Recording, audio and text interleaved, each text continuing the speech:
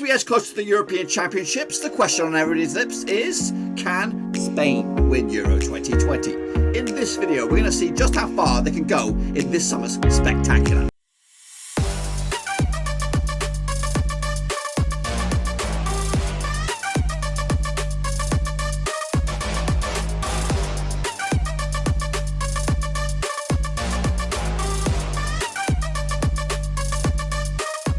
Right, folks, back once again with another video. Today, it's all about Euro 2020 as we take a look at a nation's hopes of the tournament this summer. And we'll see just how far they get, of course, in my eyes, when the tournament kicks off in June. We'll talk about that in a minute. Of course, a big shout out to the VIPs, the patrons behind the scenes. Thank you for your continued support. I do appreciate that, guys. And of course, if you want to join yourselves, check out the links down below, patreon.com/. But today, it's all about Spain, boys and girls. That's right. So at the end of this video, I hope to answer a couple of questions.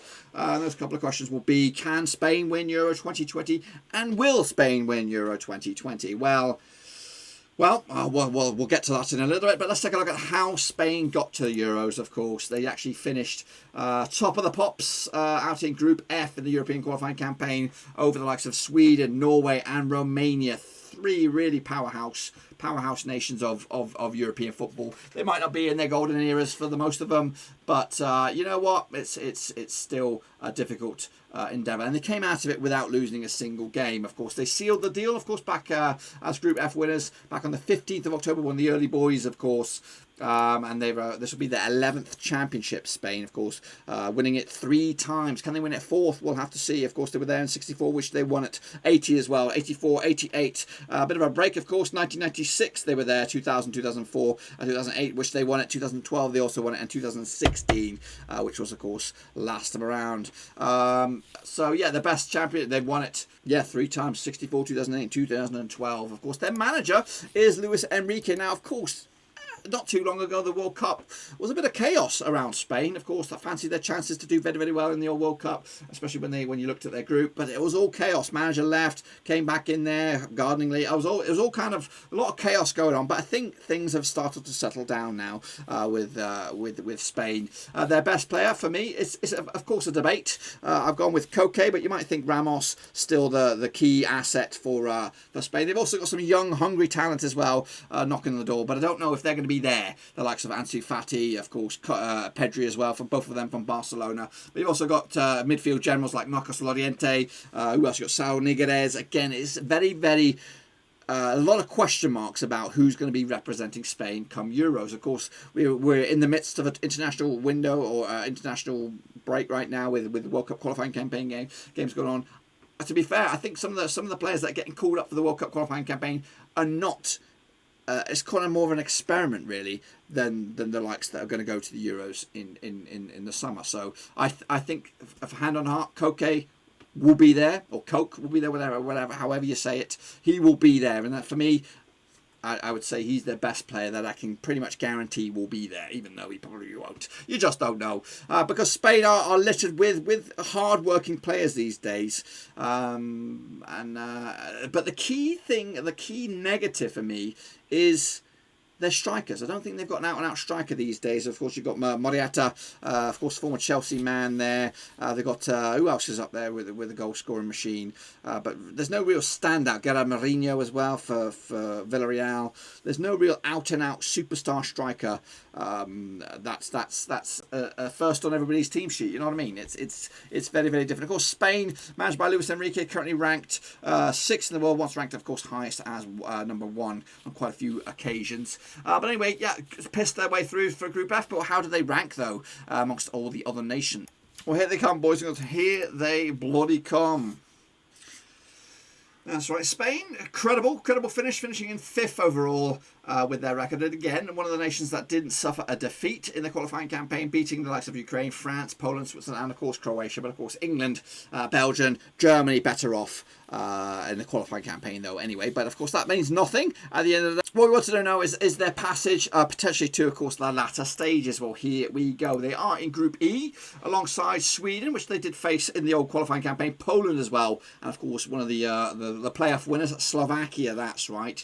And it's a group that Spain would fancy their chances. Of course, there's no. When I say fancy their chances, there's no dead difficult game overall. I think Spain would fancy the chances to come out on top of this one, again, without a defeat. Having said that, Sweden and Poland will be difficult opposition. I'm not saying that Spain will win each and every one of these games, but they'll try not to lose them anyway.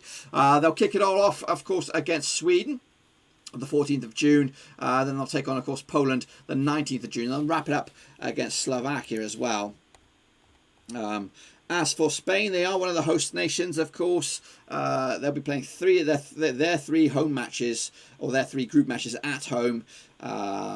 So they'll have that extra advantage as well. To make things even more easier for them, they'll have that benefit. Of course, their key match for me is against Slovakia, their must-win game. You could lose, have a nightmare against Sweden, you can have a nightmare against Poland, but you've got to beat Slovakia. That's 3 points that you need to win. It's 3 given points. You know what? So you could stumble, you could trip, you could draw the other two, and just as long as you beat Slovakia, guess what? That's the key one for me. Get those 3 points, and of course you move a little bit closer. But to be honest with you, the concern is still their attacking line. They are a good defensive unit. They've got good options in midfield, but up top is where my sort of questions lie with Spain. What about the bookies? What do they think? 100 to 1 to qualify from this group, which is of course very, very strong odds. As for it to win, 7 to 1. That is of course one of the favourites as well, as we've gone through that. Of course, yes, I see the Spanish as a team that could win the Euros again for what, 4th time, something like that. Will they though? Will they come down to the end of it? I don't think they will. I don't think they will win it. Of course, I have picked my nation. I've done the predictions for the group stages. I've done the predictions for the knockouts, and I have Spain doing very, very well for themselves. In fact, I have them doing very, very, very well for themselves, making it to the final itself. Even though they don't have the striker, they've got the rest of the stuff in place. Luis Enrique, Spanish legend, managing the team. They've got Sergio Ramos, absolute diehard captain. They've got some midfield.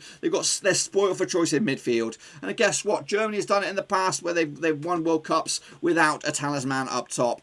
Can Spain win the Euros without a talisman up top? You know what? And I'm not saying they don't have a talisman. It's just they don't have a superstar standout. They don't have a Torres no more. They don't have a David Villa no more. They don't have a matey boy Raúl anymore. They've lost that sort of Spanish superstar striker. But they do have guys there. Morata being one of them. The guy from Villarreal as well. There's some goals in there, but they just lack that. And I think that lack now could benefit them in Qatar 2022, and of course a lot of these midfield guys will still be there. Ramos maybe a little bit older, one more year, one more tournament out of him yet, I think, after this. So you know what, this could be a dress rehearsal for a good run at Qatar 2022 for Spain. There you have it, folks. There you bloody have it. If you agree or disagree, let me know your opinions out in the comment section down below. And while you're at it, check out the description. I've got links to my other social media platforms. I'm on Twitter, I'm on Facebook, I'm on Twitch, and I'm even on Patreon if you want to support the channel in another way. Again, we'll be covering the tournament extensively over the summer. Of course, we've got watch-alongs, previews, predictions, of course, all of that stuff, and many, many more. So make sure you, of course, smash your subscribe. And while you're at it, give the video a big old fat thumbs up. Again, I'll see you all very soon for another one tomorrow. Until then, well, there you have it, folks. There you bloody have it. Of course, we'll have exclusive coverage for Euro 2020 over on the channel. Of course, we'll have match previews, match reviews, of course, watch-alongs and all kinds of stuff, including predictions as well. No. Well, there you have it, folks. There you bloody have it. If you agree or disagree, let me know your opinions in the comment section down below. And while you're at it, check out the description. I'm on Twitter, Twitch. Well, there you have it, folks. There you bloody have it. Of course, if you agree or disagree, let me know your opinions out in the comment section down below. And while you're at it, make sure you check out the description. I've got links to my other social media platforms are on there. I'm on Twitter, Facebook, on Twitch as well. And if you want to check me out at Patreon, you can check that out as well. Also, exclusive and extensive coverage of Euro 2020 this summer on the channel. We'll have, of course, previews. We'll have predictions, of course, watch-alongs as well. And, of course, we might even get a reappearance of Cass, the predicting cat, the real cat, not DigiCass. But, of course, lots of stuff on the channel. So make sure you give the video a big old fat thumbs up while you're at it, and of course make sure you smash the subscribe. Until then, I'll see you all very soon for another one. Until then, I'm out.